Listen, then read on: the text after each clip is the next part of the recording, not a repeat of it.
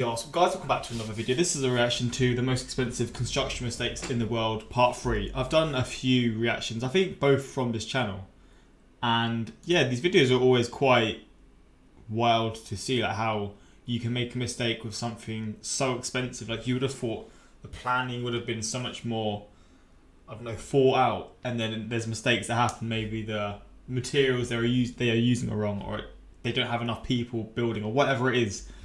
It's always interesting to see how they make these mess ups, and some of them are quite satisfying. Some of them are just damn right stupid, but some are quite satisfying because it's usually like situations where people don't want to spend as much money as they should. So maybe there's not safety precautions, which then leads to them not being able to finish what they're building. But yeah, we're just going to jump into this. Hopefully you're going to enjoy. And yeah, man, let's just see this. This already looks like a crazy ass bridge. I guess this probably isn't going to be in here, but is this a real bridge or is this just like a made up, I don't know, like drawing or sketch or something? It looks wild though. From California's biggest construction debacle to China's largest demolition of...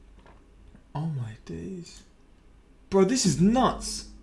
I'm already baffled, man. Look at this. Construction debacle to China's largest demolition of 15 high-rises that were never even used. Here are 6 of the most expensive construction mistakes ever made. If you enjoy this series, make sure to leave a like and subscribe to Top Luxury. Do you know of any other major construction failures? Let us know in the comments down below. Number 6. Liyang Star City. In 2011, construction began on the second phase of the so-called Liyang Star City in Kunming in China. They built 19 high-rise buildings on 4 large sites to house residential and office space. Just a year after construction began, the project changed hands, and the new company managed to complete the first 4. How does that even work? How can one company start building it and then another company like buys it and takes over? Like, I'm kind of confused. Surely if you're the company that starts it, you'd want to finish what you're doing. Unless they got like a crazy ass like fee, which obviously they would have, but I don't know, it's weird to me because surely the whole idea was to build it and then just sort of rent it out and do all that kind of stuff. But 4 high-rises, but construction on the remaining buildings was halted in 2013 due to financial concerns. The other 15 buildings topped out but weren't completely finished. Over the years, they started to get flooded with rainwater in the basements, leading to foundation damage that was beyond repair. Wow. In December of 2020, another real estate company bought the property and project rights for around $150 million. They quickly found that the 8-year-old buildings would no longer meet the demands. What a waste of money. Why would you? Surely there's like inspections that you do before you buy it. Oh no. Of a changing real estate market, and they decided to demolish the unused buildings. Demolition crews placed over 4 tons of explosives, and measures were put in place to make demolition as safe as possible. Finally, in August 2021, the planned demolition was initiated. After years of planning and construction, they came down in 45 seconds, and it was reportedly the largest at-once demolition in China. Imagine the mess to clean up after as well. Look how close this person is.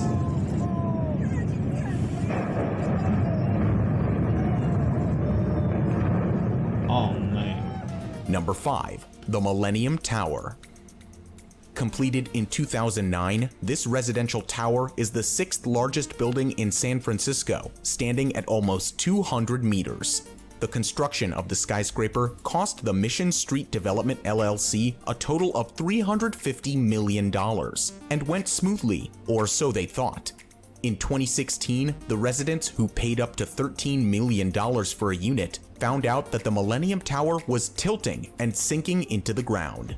An investigation during that time showed that the foundation of the tower was built into deep sand instead of bedrock, which was unable to support the heavy building. As a result, only 7 years after it opened, the Millennium Tower had sunk 40 centimeters or 16 inches, and in addition to that, there was a 15-centimeter tilt at the top. Lawsuits began almost immediately after this information was... Wouldn't there be worries that because this one was built on like sand, some of the buildings around it could have been built on it as well? Or is it like, I guess maybe after they sort of inspected to see if that was the case, and luckily they weren't. Because imagine all of these buildings were built into Sand Lake, god damn, that would be an absolute financial crisis. Maybe not a crisis, but it'd be a crisis. It would be a crisis, just not a financial one.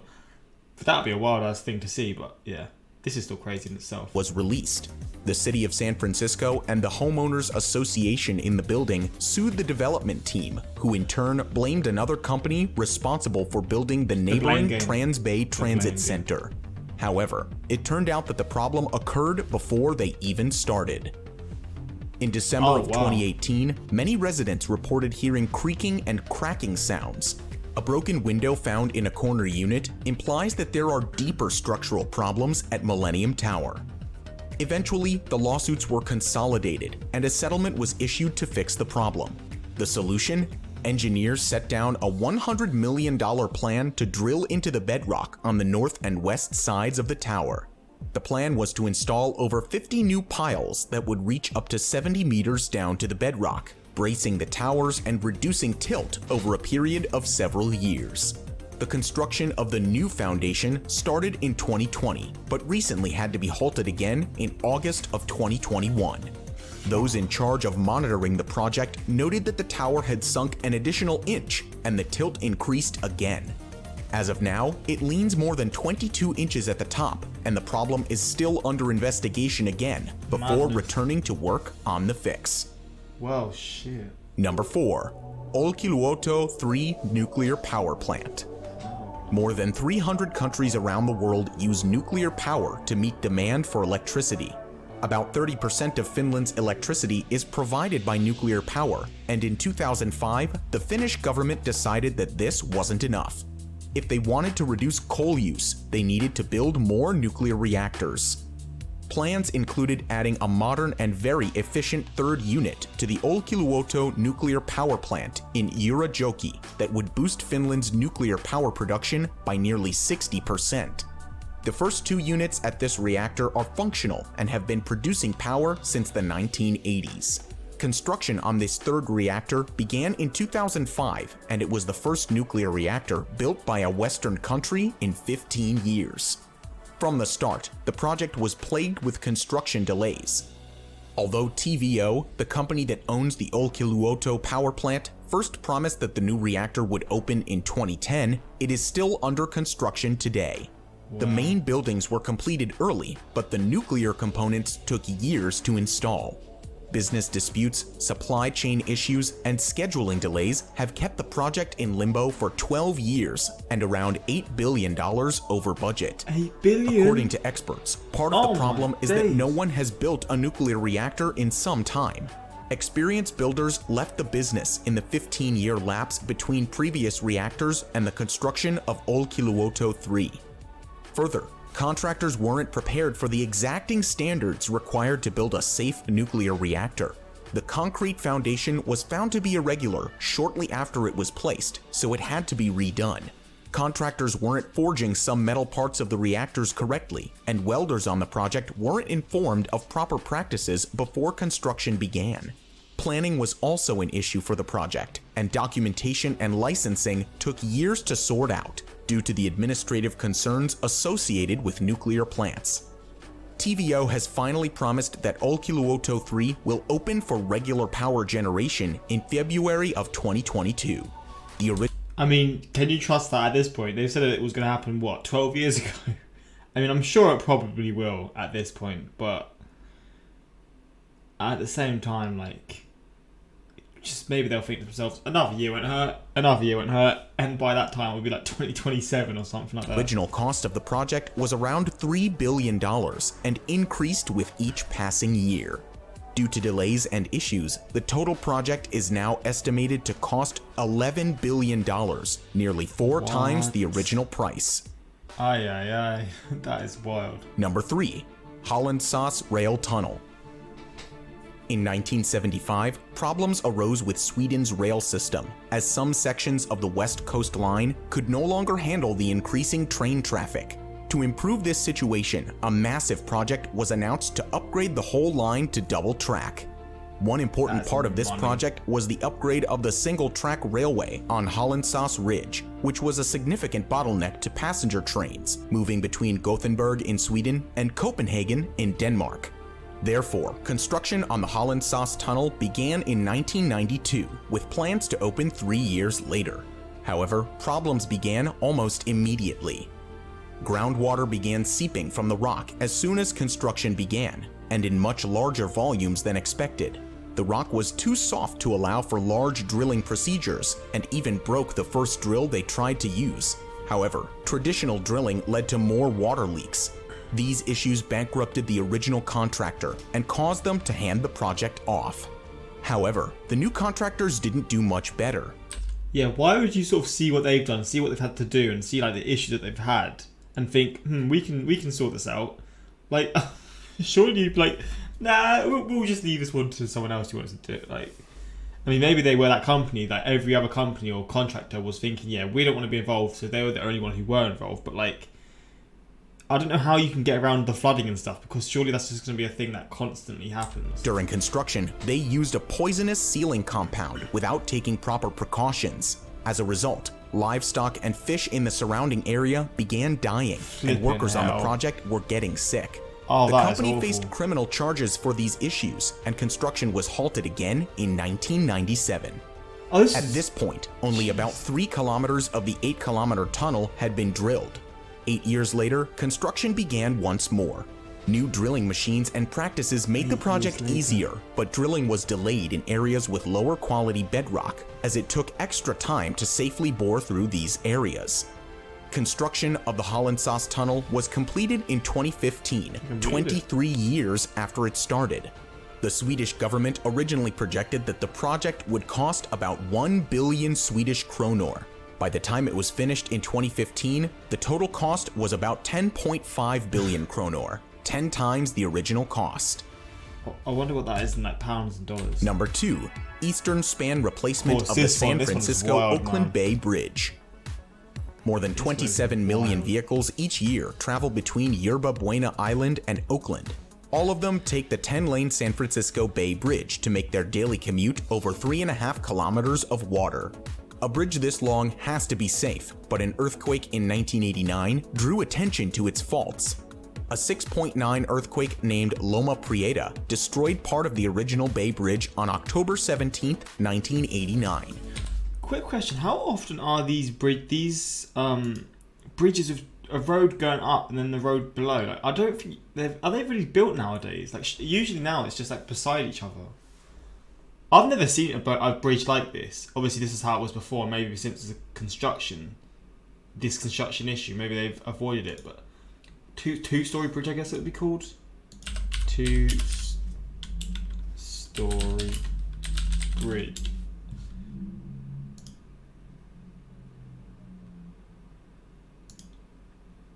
I wonder what the most levels a bridge has. There's probably like bridges with like 3 stories, isn't there? Like Japan with their crazy ass technology, man. So you got United States. Actually, to be fair, it's United States mainly in Hong Kong, which is wild because Hong Kong's quite small. Don't know why this intrigues me so much. I don't know, man. 1989. City officials had no choice but to address structural concerns and make the bridge safe again.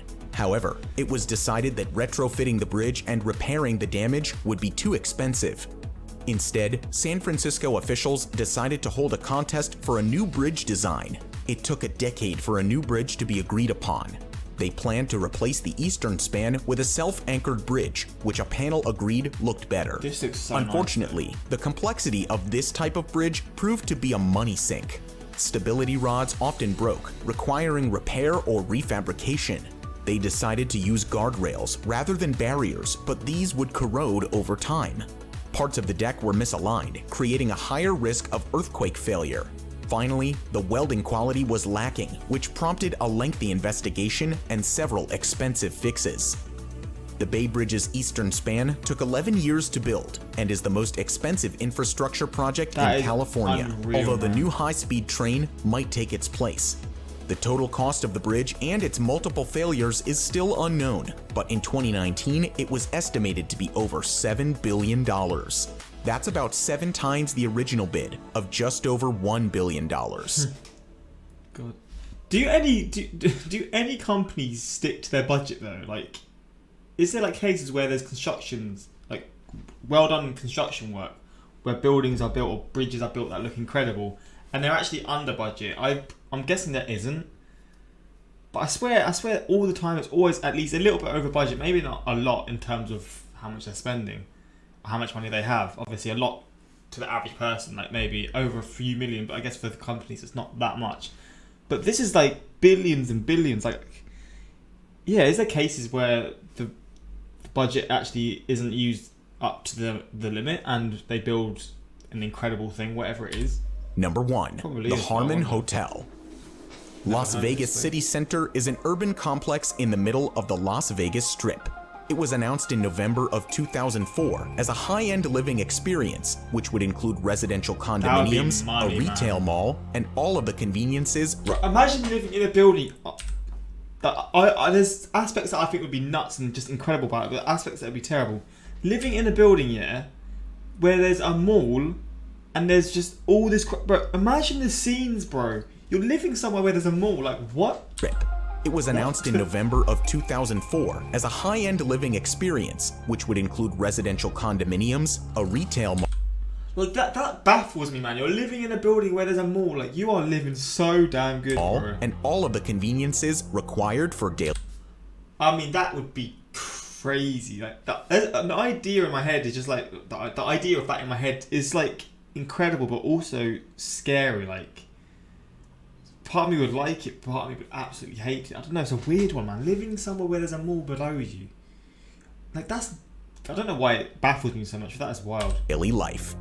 This self-contained well. city included the Harmon Hotel, a 137 Self-contained city. You literally wouldn't have to go outside. Bro, that'd be crazy. meter tall mixed hotel and residence high-rise, which would include a roof pool to Maybe look too over the crazy. strip. Construction on the Harmon began with these plans in 2007, and the costs were estimated to be around $275 million, but it was only half finished when progress was halted for good. By 2008, inspectors found significant structural defects in the building.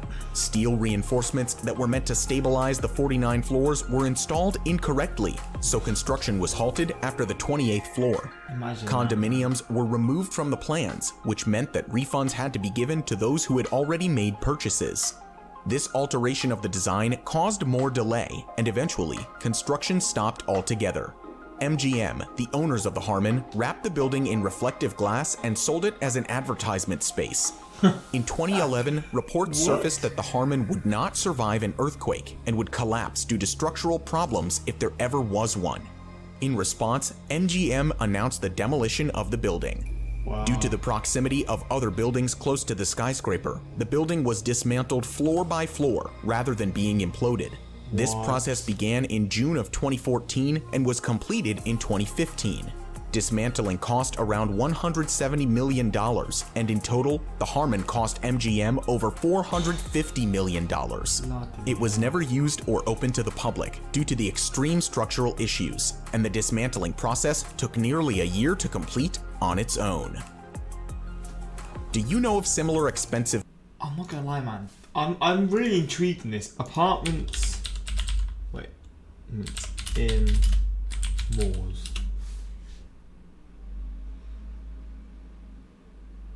Can you live at a mall? But instead of being demolished, developers decided to give a mall a second. I don't know, man. But that sounds wild to me, man. Living like pretty much where a mall is. The new Berlin airport. Yeah, I've seen this one. That's been in many videos, hasn't it? That's like in every single video. 426 more than friendly countries. Hey, I'm pretty sure that there aren't that many in total, let alone ones that use nuclear power. You don't use the dollar signs when speaking about other currencies. 1 billion Swedish krona. $1 Swedish krona. Kingdom Tower, Jeddah Tower is... Yeah, that's true. The Jeddah Tower is going to be there in a few years' time, for sure. Because, I mean, that must have cost absolutely ridiculous amounts. And it's just sitting there doing nothing, isn't it? Still to this day. I mean, this video was only released a few days ago, so yeah, I'm pretty sure it is. But, yeah, hopefully you enjoyed this reaction. More of this stuff on the way. Suggest what you want to see in the future. And, yeah, until next time, like, subscribe. Peace.